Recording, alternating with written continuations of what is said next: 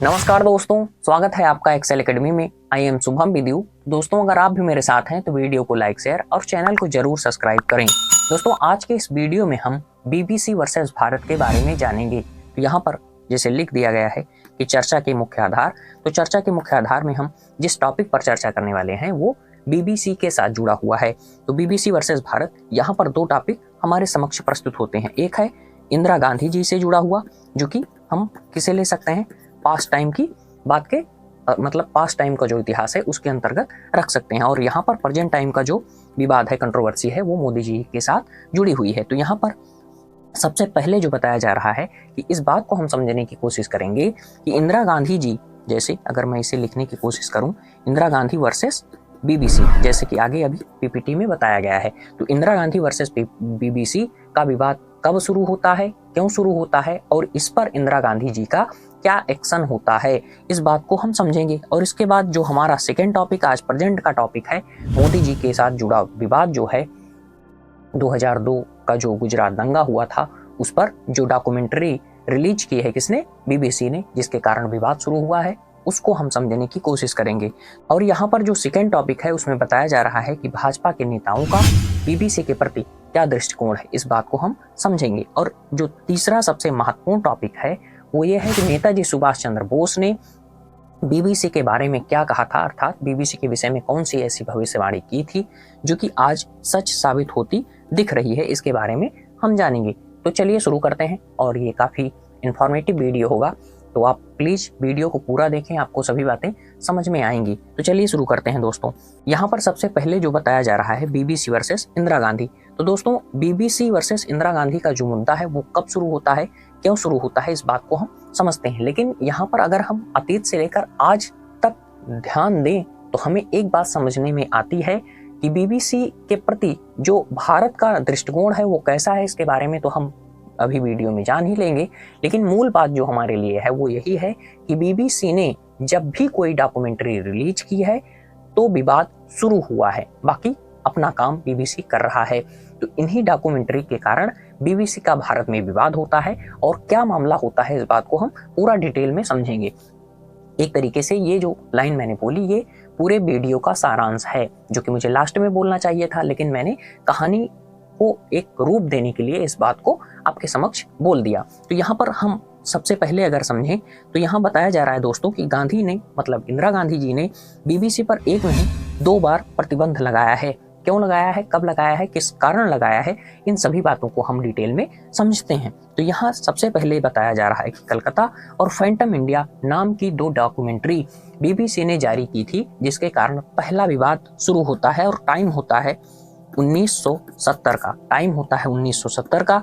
और यहाँ पर बताया जा रहा है कि इन दोनों डॉक्यूमेंट्री के कारण ब्रिटेन में जो भारतीय प्रवासी हैं वो काफ़ी नाराज थे। और इसके साथ साथ जो भारत सरकार है, उस समय इंदिरा गांधी जी की सरकार थी, उसने भी इन फिल्मों पर आपत्ति जताई थी। तो ये पूरा मामला है, ये पूरा घटनाक्रम है जिसके कारण विवाद शुरू होता है। और आगे बताया जा रहा है कि जो फैंटम इंडिया है उसका निर्देशन लुइस मेले ने किया था, और जो कलकत्ता वाला है इसमें भी निर्देशक का काम किसने किया था, लुइस मेले ने किया था। और यहाँ पर 2 बातें सामने आ रही हैं। जैसे जो फैंटम इंडिया है, थोड़ा डिटेल में हम जानने की कोशिश करते हैं।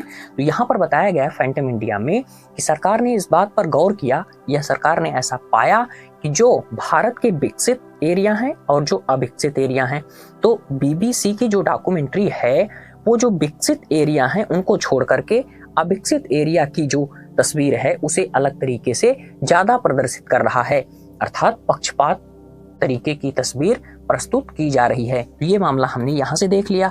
और जो कलकत्ता वाली बात है, ये डॉक्यूमेंट्री, यहाँ पर जो बातें बताई जा रही हैं वो क्या बताई जा रही हैं कि कलकत्ता शहर में जो गरीबी है, जो मलिन बस्तियां हैं और रीत रिवाज हैं, इनको एक अलग तरीके से बीबीसी ने प्रदर्शित किया है। तो इस तरीके से भी यहाँ पर इनके ऊपर पक्षपात का आरोप लग रहा है। और यहाँ पर सबसे महत्वपूर्ण बात ये बताई जा रही है कि ऑस्कर फिल्म विजेता निर्माता जो थे इसके, कौन थे, सत्यजीत रे, इन्होंने भी मेले पर कई सवाल उठाए थे कि आपने इस तरीके से कैसे इसको प्रदर्शित किया है। तो दोनों बातें मैंने डिटेल में आपके समक्ष प्रस्तुत कर दी। अब आगे अगर हम बात को समझने की कोशिश करें तो यहाँ पर मामला आता है 1975 का। जैसे दौर कौन सा था, इमरजेंसी का था। और यहाँ पर जो कांग्रेस के कई सांसद थे उन्होंने कहा कि बीबीसी को यहाँ पर बैन करना चाहिए और ये भारत में कभी भी रिपोर्टिंग ना कर सके, क्योंकि भारत में रहकर बीबीसी भारत विरोधी यहाँ पर जो आरोप लग रहा है दोस्तों, वो बीबीसी पर कौन सा आरोप लग रहा है उस समय की बात कर रहा हूं मैं।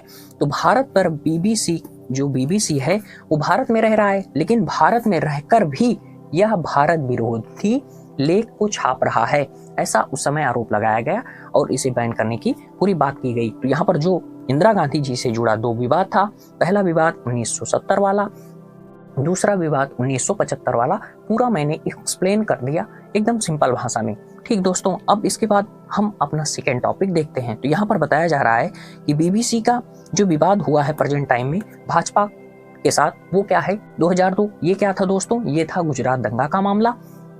यहाँ पर जो बीबीसी के, जैसे यहाँ पर एक बात और कही जा रही है कि यहाँ ब्रिटेन के जो सांसद हैं उन्होंने कहा कि जब मोदी को उसके सुप्रीम कोर्ट, मतलब अपना जो सुप्रीम कोर्ट है, वहां से भी क्लीन चिट मिल चुकी है।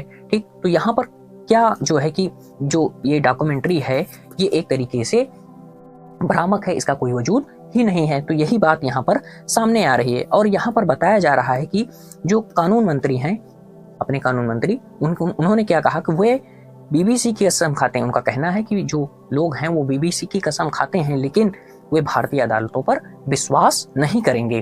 तो यहाँ पर जो विदेशी ताकतें हैं उनके विषय में इन्होंने बहुत बड़ी टिप्पणी की थी, जिसके कारण काफी चर्चा भी हुई थी। और इसके साथ साथ बताया जा रहा है कि जो भाजपा के नेता हैं उनका कहना है कि बीबीसी का भारत के खिलाफ दुर्भावना के साथ काम करने का दागदार और काला इतिहास रहा है। तो इस बात को हम समझने के लिए हमने आपको जो अतीत का मामला था, अतीत का मामला कौन सा, इंदिरा गांधी वर्सेस बीबीसी, ये अतीत का मामला था, जहां पर इसके ऊपर लगे आरोपों को, जो दाग थी, उन सभी बातों को हमने समझ लिया।